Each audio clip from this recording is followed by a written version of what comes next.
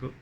क्या आपको पता है कि किसी भी चक्रवाती तूफान का अंदाज़ा कैसे लगता है? ये कैसे पता चलता है कि वो सिर्फ साइक्लोनिक स्टॉर्म है, सीवियर साइक्लोनिक स्टॉर्म है या फिर सुपर सीवियर साइक्लोनिक स्टॉर्म है?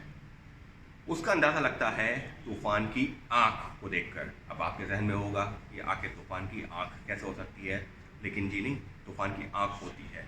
और वही दिखाने के लिए इस वक्त मैं यहाँ मौजूद हूँ।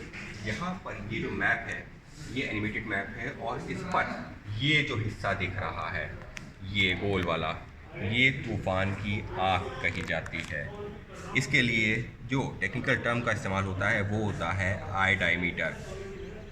उदाहरण के तौर पर जब निसर्ग तूफान महाराष्ट्र और गुजरात के तट पर पहुंच रहा था, तो उस दौरान का ये जो है एनिमेशन है। ये जो हिस्सा है उस दौरान का है जब ये आय वाला हिस्सा, यानी कि ये वो हिस्सा जिसके आधार पर ये तय होता है कि ये किस कैटेगरी का तूफान है, ये तट से टकराता है। जब ये हिस्सा तट से टकराता है तो कहा जाता है कि लैंडफॉल प्रोसेस शुरू हुआ है, और फिलहाल यहाँ पर कुछ ऐसा ही दिख रहा है। ये क्यों महत्वपूर्ण है? ये इस वजह से महत्वपूर्ण है क्योंकि इससे ये अंदाज़ा लगता है कि तूफान कितना गंभीर हो सकता है।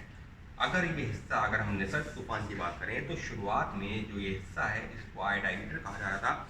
इसका रेडियस 80 किलोमीटर का था, लेकिन जैसे जैसे ये तट के पास पहुंचा ये 65 किलोमीटर तक आ गया। और वैज्ञानिकों की माने तो जितना कम जैसे उड़ता जाएगा उतना ज़्यादा घातक होता जाएगा। और इसी वजह से ये जो तूफान जो निसर्ग महाराष्ट्र और गुजरात को इफेक्ट कर रहा है, ये पहले इसके लिए कहा गया था कि ये सिंपली जो है साइक्लोनिक स्टॉर्म है, लेकिन अब जैसे जैसे करीब आया इसको सीवियर साइक्लोनिक स्टॉर्म कहा गया। इसी वजह से ये जो पूरा एरिया है ये उसके दायरे में आता है। बात की जाए महाराष्ट्र के इलाकों की तो महाराष्ट्र के मुंबई, पालघर, ठाणे, अलीबाग, ये वो सारे इलाके हैं जो इसकी चपेट में आए हैं। गुजरात तट पर भी जो है स्पीड पहुंचेगी, लेकिन उतनी नहीं, क्योंकि ये जो पूरा केंद्र है इसके आसपास के जो इलाके हैं, वैज्ञानिकों का ये कहना था कि यहाँ पर 100 से 130 किलोमीटर प्रति घंटे की स्पीड जा सकती है। हालांकि 2009 में भी एक तूफान आया था, लेकिन उसकी स्पीड इतनी नहीं बताई गई थी, लेकिन यहाँ पर स्पीड ज़्यादा बताई जा रही है। लेकिन ये सब तय कैसे हुआ? ये सब तय हुआ इस आँख को देख करके।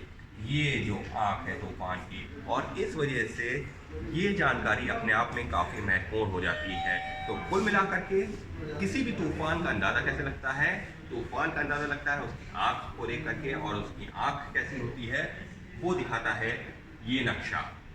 और ऐसी ही थी निसर्ग तूफान की भी आँख, जिसको देख करके लगाया गया पूर्वानुमान और जारी किए गए दिशा निर्देश। तो तूफान की आँख इस वजह से हो जाती है काफ़ी महत्वपूर्ण किसी भी तरीके का पूर्वानुमान लगाने के लिए।